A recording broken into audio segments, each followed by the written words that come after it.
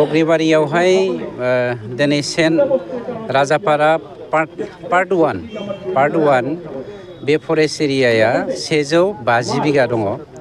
बेवहाय बे हाग्राया 150 बिगाया साल दंफांजों बुंफबजोबनाय। जारिमिनारि होननानै बुंनांगोन जोङो जोंनि बिटिसि ओनसोलाव सिगुना गोमायै जोबलांगासिनो थैयै जोबनायनि लामायाव फैबाय। खिन्थु नैबेयावहाय दा माखासे सिगुन दंबावो। बेखौ संरैखा खालामनायनि थाखाय बे ओनसोलनि मानसिफ्रा जोंनि सरकारनिसिम सानसेखालि चिफ सार्जन आंजों फैनायाव बे ओनसोलनि बे हालामनि मानसिफ्रा खावलायनाय बायदि जोङो बिथांमोननि खावलायनायखौ रैखा खालामनायनि थांखिजों बा जों बेखौ संरैखा खालामनायनि थांखिजों गभर्नमेन्ट अफ इन्डियानिसिम जोङो आपिल खालामदोंमोन। गभर्नमेन्ट अफ इन्डिया दा बेखौ संरैखा खालामनायनि एसे फान्ड हरदों। बेखौ गायसननायनि दिनै सान। गतिके जोङो सिगुनखौ जेरैखि जायाबाबो नोंथांमोननि सांबादिकफ्राबो लोगो नांनानै बेखौ रैखाथि होनायनि राहा लामाखौ लानांगोन। साखाथियाव थानाय मानसिफ्रा बे सिगुनखौ फोथांनायनि थाखाय मा खालामनांगौ बेनि एवारनेस प्रग्रामबो जोङो लागोन। साननैसो उनाव जों बेखौ मावगोन। जोंनि ओनसोलनि मानसिफ्रा सांग्रां जानांगोन। डिपार्टमेन्टआ हाजोबा, डिपार्टमेन्टआ मेन पावार खम। गतिके ओनसोलनि मानसिफ्रा हमनानै हेफाजाब खालामोबानो बे जेंनाया जोबस्रांलांगोन। पर्बतजराया गोग्लैसोनाय हालाम बेखौ बयबो मिथिखागौ। दाखालि सोरबा सासे इउटिउबारा गभर्नमेन्टखौ इनडाइरेक्टलि बुंदों जे बे ओनसोलखौ डेभेलपमेन्ट खालामाखै होननानै। खिन्थु जाय इउटिउबारा सोरखौबा सापर्ट खालामनानै सोरनिबा एगेन्स्टै बुंदों, आं बेखौसो मोनसे बाथ्रा बुंनो नागिरदों। लास्ट 17 इयार्सआव हाग्रामाया बे ओनसोलनिफ्रायनो सासे आइजोखौ हाबा खालामदों। बे ओनसोलावनो बिहा बिहाव दङ। बे ओनसोलावनो बिनि बिबोनाङाबो लिडार ना। बे ओनसोलखौ 17 बोसोर बिहावनियाव गाइखेर लोंनो जौ लोंनो बियो फुङावनो फैयो VIP गारि सालायनानै। खिन्थु बे हालामखौ बियो जौगाहोआखै।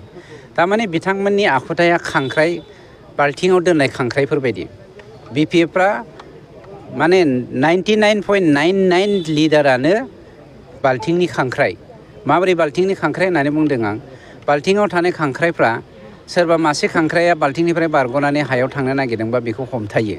मानोना खांख्राइया जि आथिं दङ बे आथिंफोरनि गेजेरजों गुबुनखौ हमथानानै गुबुन खांख्राइखौ मालाबाबो जौगाहोनो नागिरा, गोजौ थांनो होनो नागिरा। BPFनि आखुथाया बिदिखायनो लास्ट 17 इयार्सआव पर्बतजराया गावनि बिहावनि एरियाखौनो डेभेलप खालामाखैमोन। যেতিয়া আমি এই অঞ্চলটো চিফ ছাৰৰ নেতৃত্বত সাৰ্ভে কৰিবলৈ আহিছিলোঁ, ইয়াত থকা শগুন আৰু এই ৰাজাপাৰা পাৰ্ট 1 150 বিঘা আমাৰ ফৰেষ্টৰ ৰিজাৰ্ভ এৰিয়া। ৰিজাৰ্ভ নহয়, এইটো প্ৰপ'জ ৰিজাৰ্ভ এৰিয়া। যিয়ে নহওক এইটো আমাৰ ছেফ হৈ আছে। এই অঞ্চলত BTC অঞ্চলত যদি আমি এক্সটিং হ'বলৈ বিচৰা শগুনৰ বিষয়ে বা ভালচাৰৰ বিষয়ে চিন্তা কৰোঁ, তেতিয়া আমি পৰ্বতজৰা অঞ্চলৰ এই ৰাজাপাৰা পাৰ্ট 1ৰ 150 বিঘা মাটি খালি থকা এৰিয়াৰ ওপৰতো আমি চিন্তা কৰিব লাগিব বা মনত পেলাব লাগিব।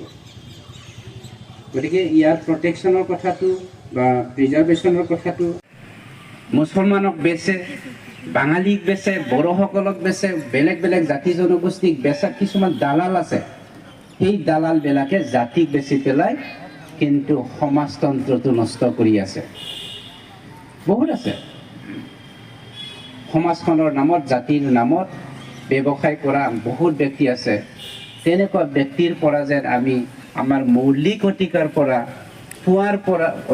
পৰা যেন আমি বঞ্চিত নহয়, আমাৰ সজাগ হ'বলৈ সময় আহি পৰিছে। মই নকওঁ আপোনালোকে UPPLক ভোট দিয়ক।